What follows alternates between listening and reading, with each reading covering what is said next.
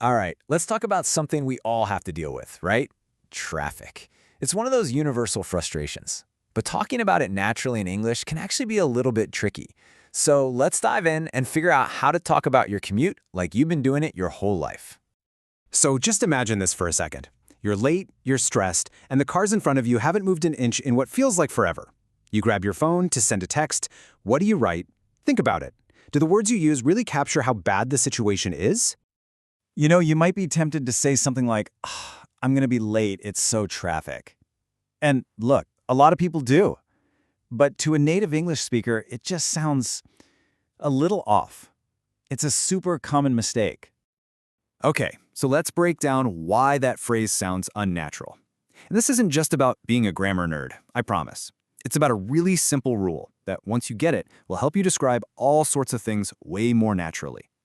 So here's the deal. The word traffic is a noun. It's a thing, right? It's the collection of cars and trucks on the road. It's not a describing word, what we call an adjective. Think about it like this. You'd never say, "I feel so chair," or "this building is so house." It's the same idea. You can't be traffic. What we really need is a word to describe the traffic. So what should you say instead? Well, the fix is actually really simple. Instead of "it's so traffic," you just say "the traffic is heavy."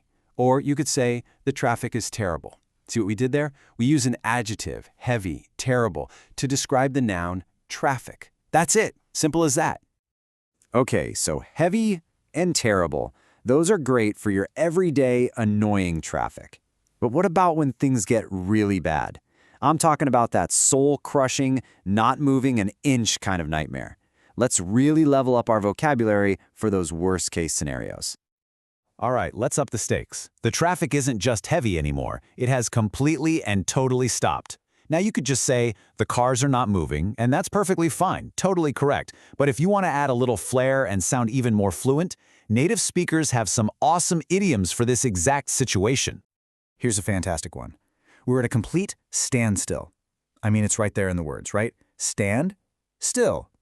It means a situation where there is zero movement. Nothing is happening on the road. It's a really precise way to say it, and it works in any situation, from texting your boss to complaining to a friend. Now for a more visual one, and honestly one of my favorites, you can just say, "It's a parking lot out there." I love this because it paints such a clear and frustrating picture in your head. The highway, a place that's supposed to be about speed and movement, has literally turned into a giant place to park cars. It's so common and so effective.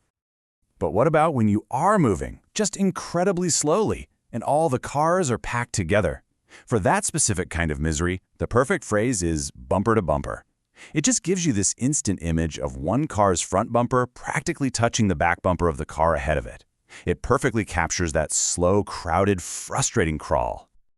Okay, I know that was a lot of new phrases all at once. So let's put it all together in a super simple guide. We're going to recap everything so you have a quick little cheat sheet for the next time you find yourself stuck on the road. And here it is. This is your new toolkit for talking about traffic. So when it's just bad in general, you go with heavy or terrible. When the cars have stopped moving completely, you're at a standstill, or it's a parking lot. And for that super slow, dense crawl, bumper to bumper is your go-to phrase. Easy, right? So the next time you're staring at a sea of red taillights, you'll know exactly what to say. Now look, using these phrases won't magically make the traffic disappear, unfortunately. But you will sound so much more natural while you're sitting there waiting. So which phrase are you going to use next time?